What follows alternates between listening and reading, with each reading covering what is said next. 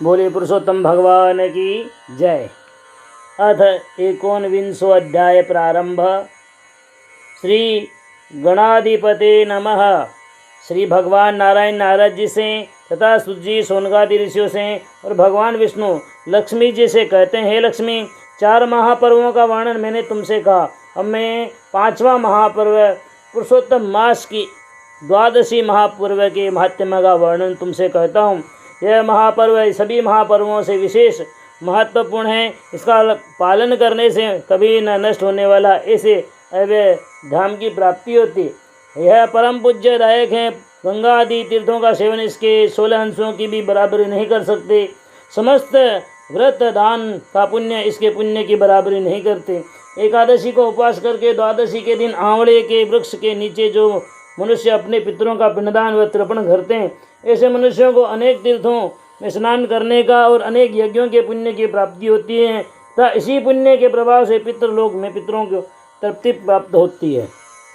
वे स्वर्ग के अधिकारी हो जाते हैं। द्वादशी के दिन जो भी मनुष्य अपनी शक्ति के अनुसार दक्षिणा सहित अन्नदान तुलसी पत्र रखकर संकल्प के द्वारा ब्राह्मण को दान करते हैं, उनको अक्षय पुण्य की प्राप्ति होती है। तर्पण करने से यह जल अमृत के समान होकर पितरों को प्राप्त होता है। अन्न के सहित भूमि का दान करने से 8 कल्प तक बेंगुंडवास का पुण्य मिलता है तथा सर्व लक्षण युक्त दुग्धवती गाय का दान करने से समस्त पितरों का उद्धार होकर वे बेंगुंड में निवास करते हैं। विद्या दान करने से मोक्ष की प्राप्ति होती है।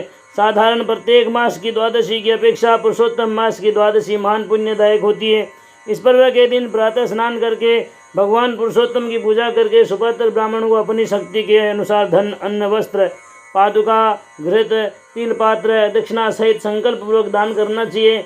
आकाशे के पात्र में घी भरकर स्वर्ण की प्रतिमा का दान करते हैं, वे अनंत पुण्य व अक्षय पद को प्राप्त करते हैं। पुरुषोत्तम मास की द्वादशी को घृत दान करने का बड़ा महत्व है।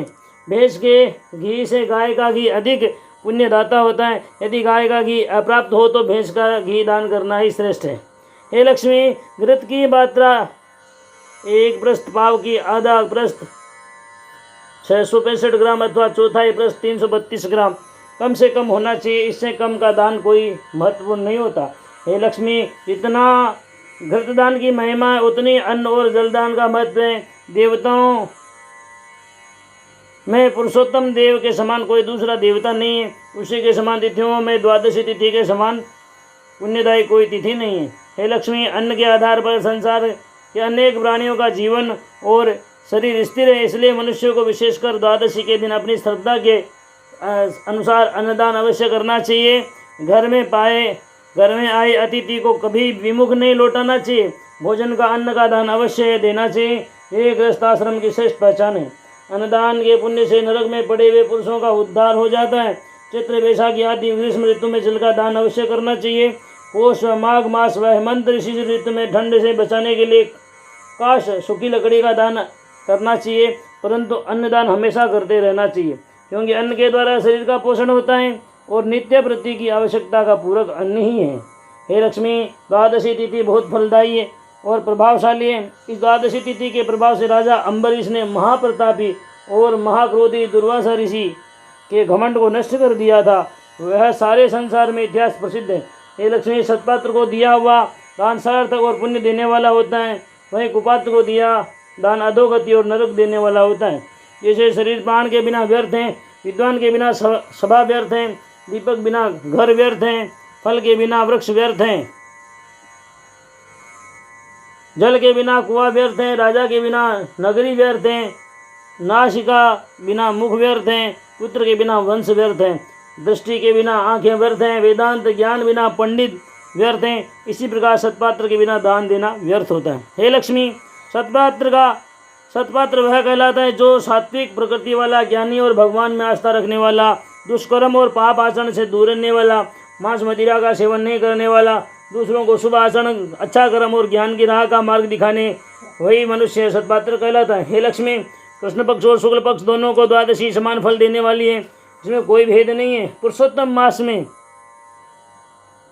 द्वादशी को प्रातः उठकर स्नान और नित्य कर्म से निवृत्त होकर भगवान पुरुषोत्तम की पूजा करके सत्पात्र ब्राह्मण को आमंत्रित कर विप्र पूजन करके अपनी शक्ति और श्रद्धा के अनुसार धन का लोभ छोड़कर घी अन्न वस्त्र बल दक्षिणा आदि वस्तु संकल्प पूर्वक दान देवे। हे लक्ष्मी, काशी, कांची, मथुरा, द्वारका, हरिद्वार, उज्जैन, अयोध्या ये सब नगरी पुण्यदायक मानी गई है, परंतु द्वादशी तिथि के पुण्य की बराबरी इनका भी पुण्य नहीं है। जिस मास में पुरुषोत्तम मास आए उस मास में स्वामी का भी पूजन द्वादशी तिथि को करना चाहिए और दान सामग्री के साथ यज्ञोपवीत और पादुका अवश्य दान करना चाहिए, उनके बिना दान की पूर्ति नहीं होती। हे लक्ष्मी, द्वादशी तिथि के पुण्य का महात्म्य इतना है, 1000 मुख वाले शेषनाग भी इसका वर्णन करने में असमर्थ हैं। मैंने संक्षेप में तुमसे इसके माध्यम का वर्णन किया है। इस पुण्य कर्म के द्वारा मनुष्य अपने पूर्व का उद्धार करते हुए सांसारिक सुखों को भोगकर मृत्यु के बाद अनंत पद अर्थात मोक्ष को प्राप्त होता है, जहाँ जाने पर मनुष्य को 64 योनि का भ्रमण संसार के आवागमन से मुक्ति प्राप्त हो जाती है। जय जय श्री अधिक मास माध्यम सार ब्रह्म नारदी पद्माधारे 51वां अध्याय परिपूर्ण। शुभम भवतु। बोले पुरुषोत्तम भगवान की जय।